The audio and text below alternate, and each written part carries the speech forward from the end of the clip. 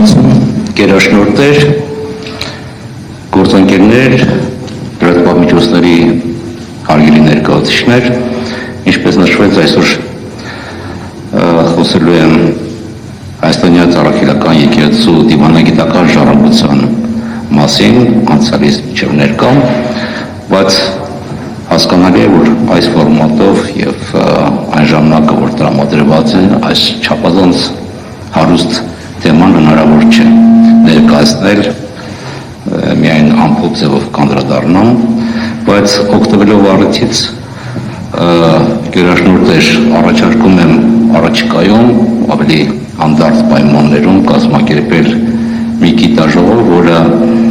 հենց այս թեմայով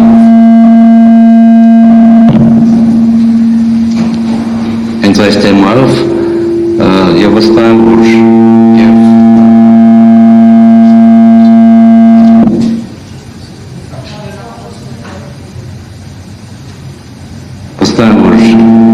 այս թեման չափազանց հետաքրքիր կլինի մեր լայն հանրության համար, բայց նաև օգտակար եւ ուսանելի կլինի բոլոր նրանց, ովքեր հետաքրքրվում են եւ ուսումնասիրում են եկեղեցու պատմությունը եւ միջազգային հարաբերությունները։ Հարգելի ներկաներ, գրեթե 2000-ամյակ շարունակ Հայաստանից առաքելական եկեղեցին եղել է հայ ժողովրդի ոչ միայն հոգևոր անկյունակարը, այլ եզակի դիվանագիտական ներկայացուցիչ եւ միջնորդ տարբեր կայսրությունների եւ քաղաքակրթությունների միջև։ Նրա ժառանգությունը չի սահմանափակվում միայն աստվածաբանությամբ, այն տարածվում է պետականաշինության, մշակույթի պահպանման եւ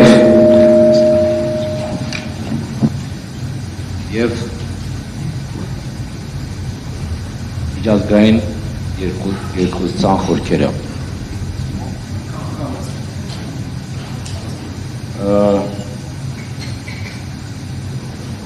Եկեղեցու դիվանագիտական ներգրավվածության արմատները, ակունքները սկիզբ են դրվել հենց 4 դարում,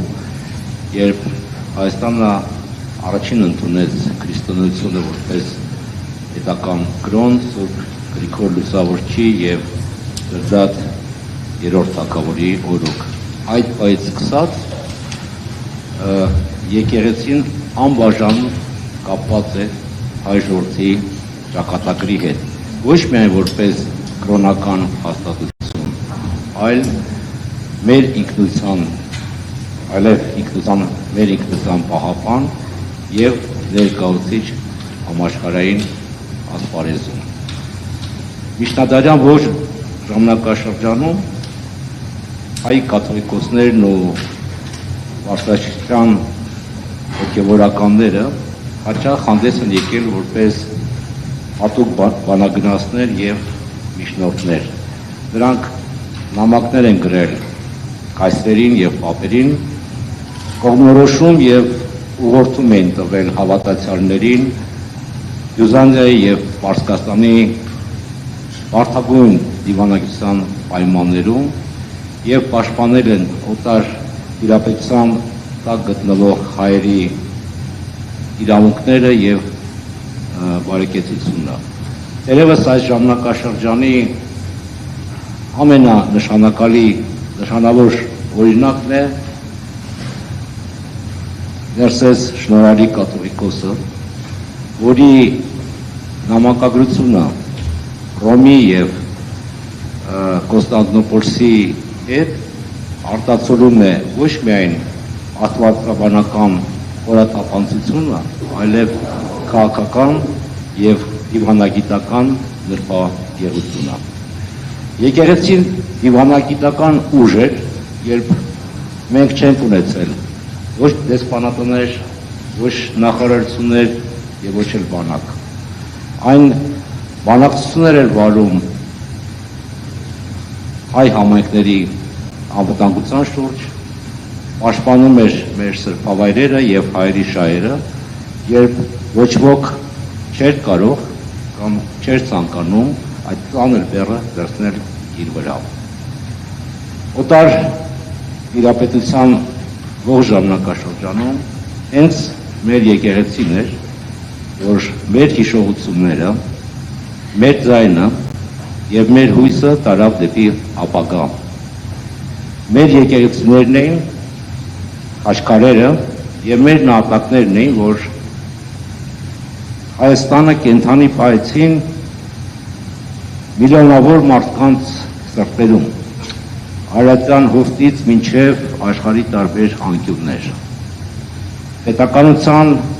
բացակայության պայմաններում, երբ Հայաստանը բաժանված էր, մասնատված էր եւ ջնջված էր քաղաքական քարտեզից, եկեղեցին պահպանեց մեր ազգային գիտակցությունը գալիք սերունդների համար։ Օսմանյան ժամանակաշրջանում Կոստանդնապոլսի մեր պատրիարքը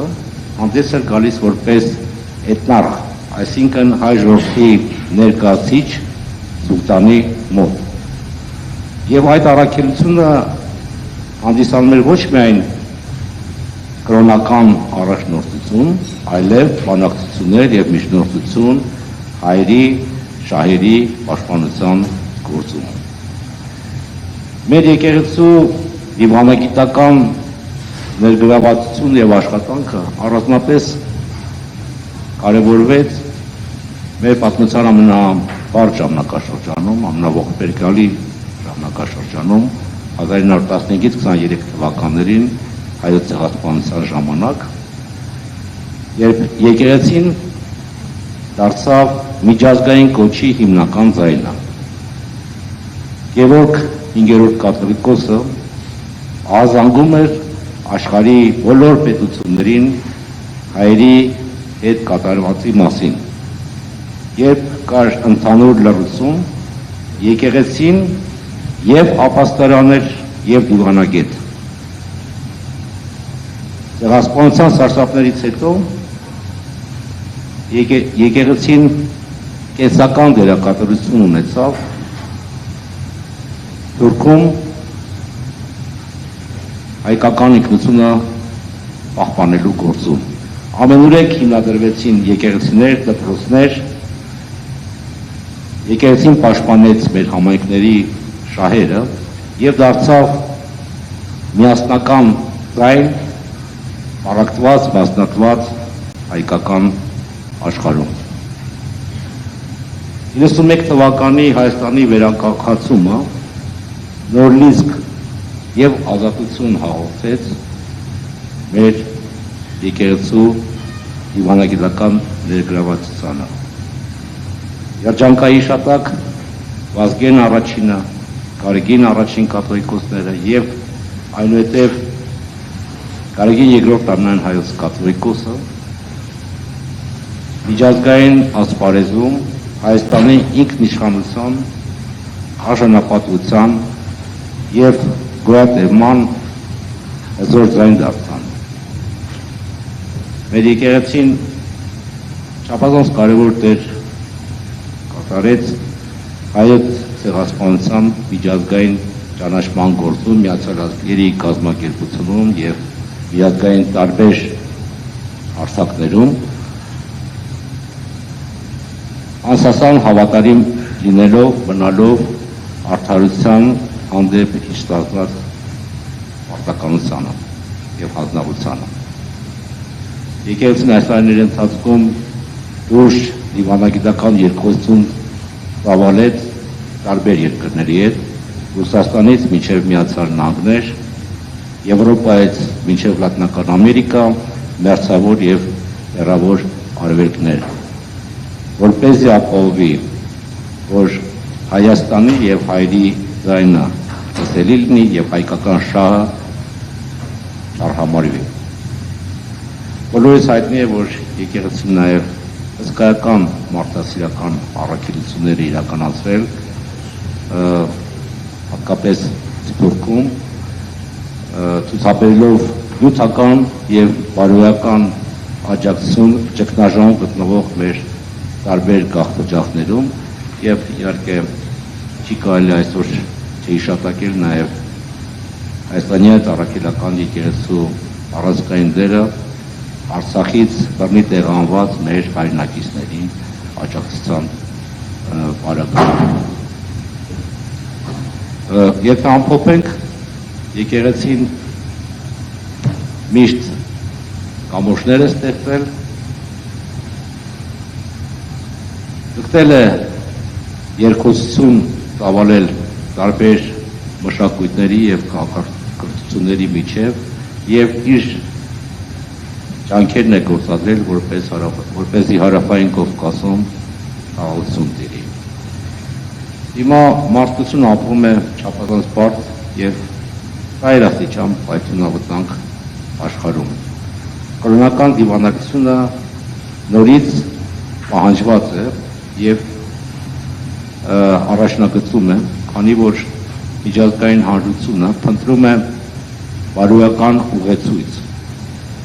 ներկայիս աշխարհաքաղաքական պիրտ եւ ցինիկ առճակատման պայմաններում։ Եվ այստեղ Հայաստանի առաքելական եկեղեցին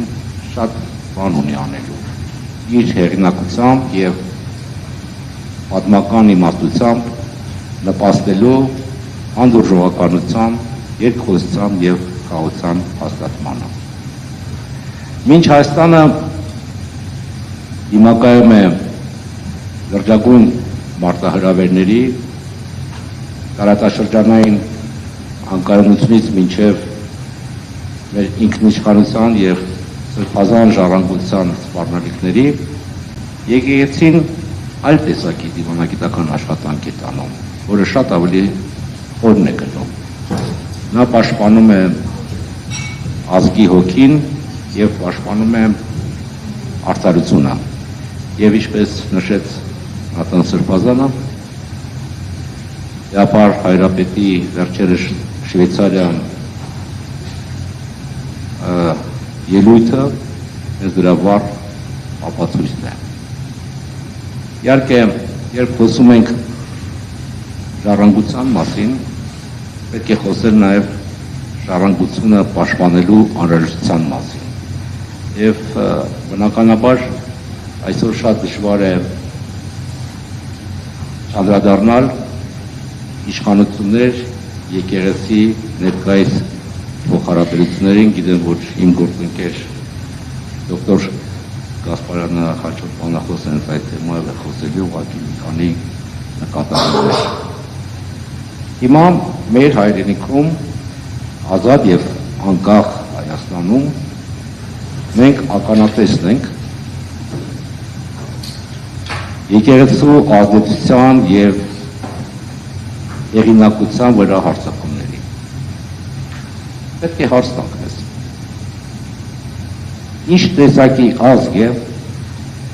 որ դուրս է գալիս իր հոգևոր օրդեն։ Սա է այն միասնությունը, որի համար մենք պայքարել ենք։ Սա է այն ազատությունը, որի համար մեր նախնիները զոհաբերել են իրենց կյանքերը։ Պետք է հստակ լինել։ Եկեղեցուն քննադատելը մեկ բան է, եկեղեցուն ահաբեկելու եւ քանդելու փորձերը ամբողջովին մեկ այլ բան։ Եվ սա կարմիր գծերի հատում է։ Պետությունը որևէ իրավունք չունի սպառնալու եկեղեցուն, ինչպես եկեղեցին չի ձգտում կառավարել պետությունը, բայց եկեղեցին ունի իրավունք եւ պատասխանատվություն այս մութ խավար ժամանակներում խոսել ճշմարտության մասին։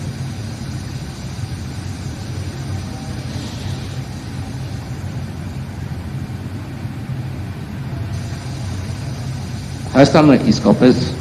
ապրում է խորը ճգնաժամի մեջ